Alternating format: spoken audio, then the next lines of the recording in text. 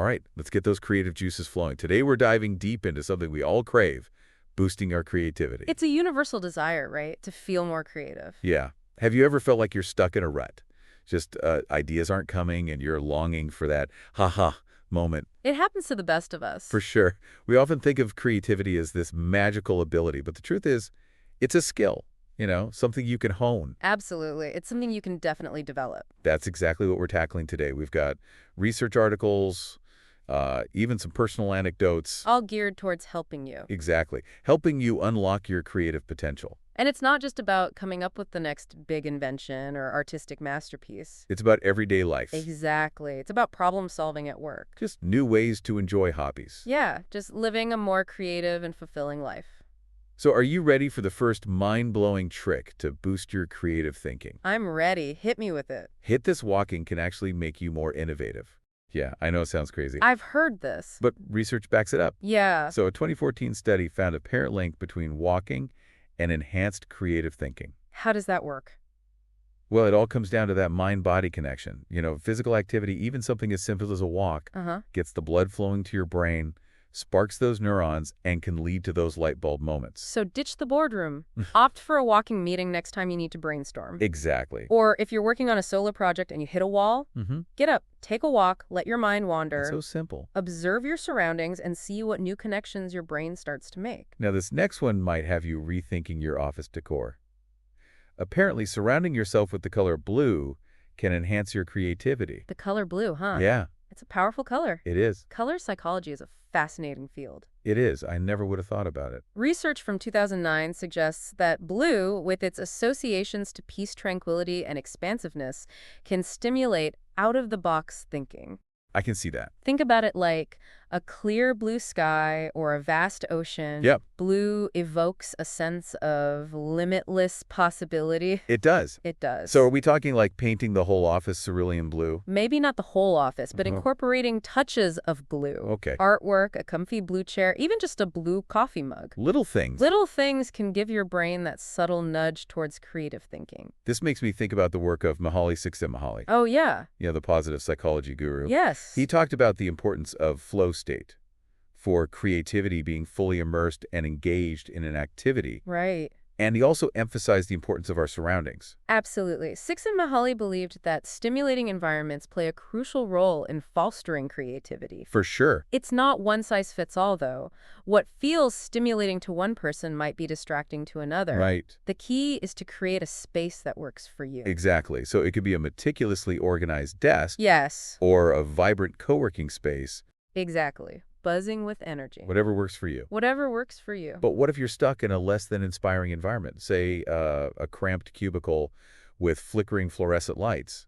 Is all hope lost? Not at all. Okay. This is where the power of constraints comes in. Constraints. It might sound counterintuitive, but limiting your options can actually force your brain to think in new and unexpected ways. Okay, so you're telling me that restrictions can spark creativity. Restrictions can definitely spark creativity. How does that work? Well, think about it like this. When you have unlimited resources and possibilities, your brain can get lazy, I can see that. sticking to familiar patterns. But when you impose constraints, you force your mind to find alternative solutions to think outside the box. Okay, that makes sense. So it's like when you're trying to cook a meal with limited ingredients, you have to get creative and resourceful. Precisely. There's a technique called the 3 Fs Okay. that beautifully illustrates this concept. You take an existing object and you ask questions. Give me an example. Like, what if this were upside down? Oh, yeah. What if it were 10 times bigger? Wow. What if it were made of a different material? I like that. These seemingly simple questions can unlock a flood of creative ideas. That's cool. It is. This reminds me of those brainstorming sessions where someone throws out a seemingly crazy idea Yes. and it ends up sparking a brilliant solution. Brainstorming both individually and in groups is a powerful tool for unlocking creativity. Yeah. And there are techniques that can make those sessions even more effective. We'll have to dive into that. We'll explore those in detail later. Awesome. But for now, let's move on to our next creativity-boosting technique. Sounds good. So we've talked about the power of movement, embracing constraints, and even the surprising influence of the color blue. It is surprising. Yeah. What's next on our creativity-boosting agenda? Let's explore a technique that's both practical and visually engaging. Okay, I like that. Mind mapping. Mind mapping. Think of it as creating a vibrant roadmap for your ideas, a way to visually organize and connect your thoughts. Mind mapping sounds intriguing, especially for visual learners like me. Yes. Is it kind of like sketching out a web of ideas? Exactly. It's about moving beyond linear Oh, lists right. and tapping into the power of visual thinking. Love it. You start with a central concept in the middle of your page and then branch out with related ideas Okay. using keywords, images, colors, even doodles. Oh, cool. Whatever helps you visually connect the dots. We came across a great example from Lifehacker, a mind map for planning a website redesign. It was so much more intuitive and engaging than a typical spreadsheet.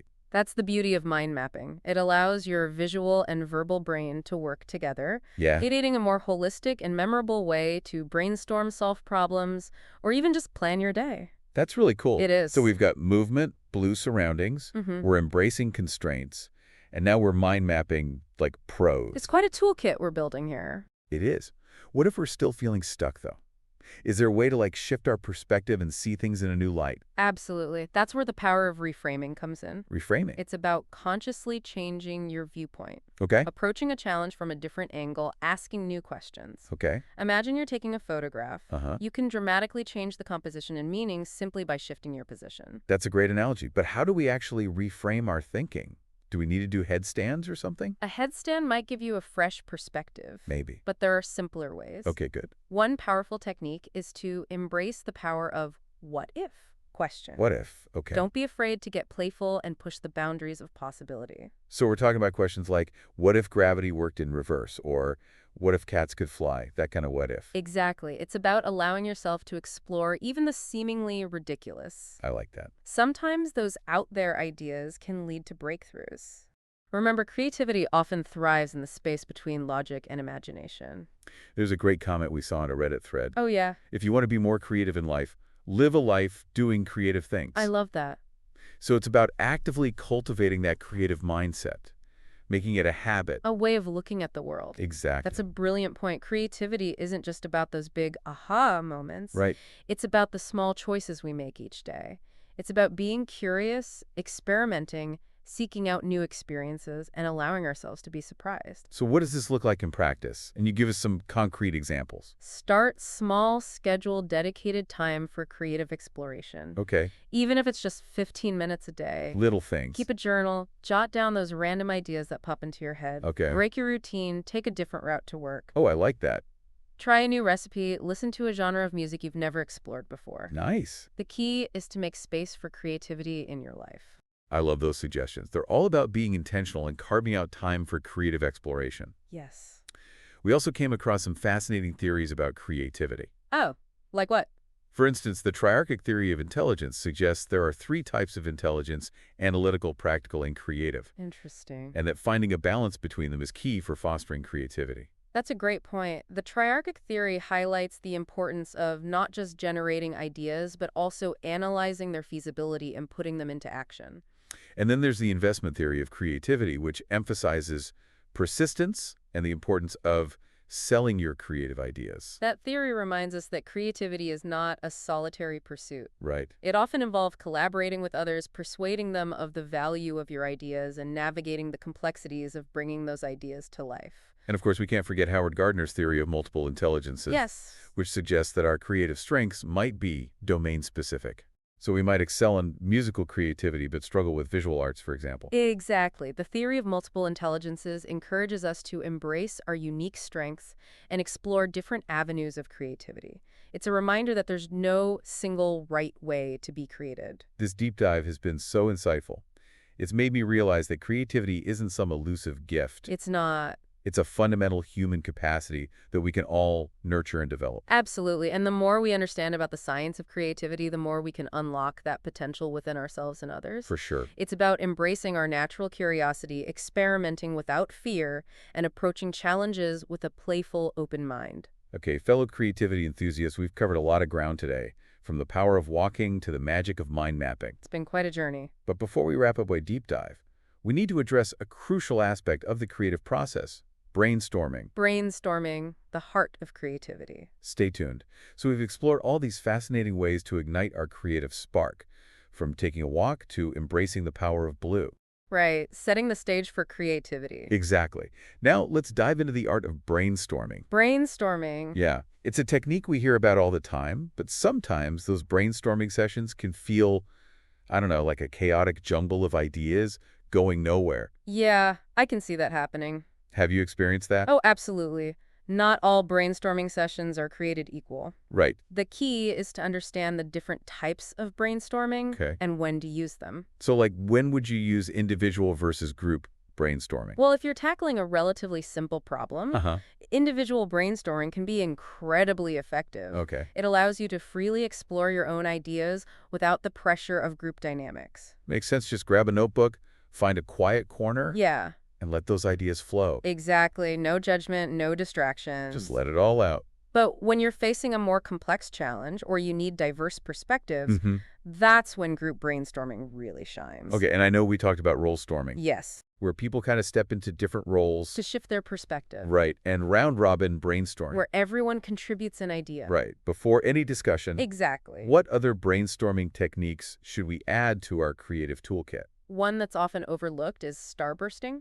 Starbursting, what's that? Instead of jumping straight into solutions, Okay, you start by generating questions about the problem itself. so instead of how do we solve this, Yeah, it's what don't we know about this problem? exactly. It's like turning the problem inside out and examining it from every angle. So we're digging deeper, uncovering those hidden complexities. Precisely.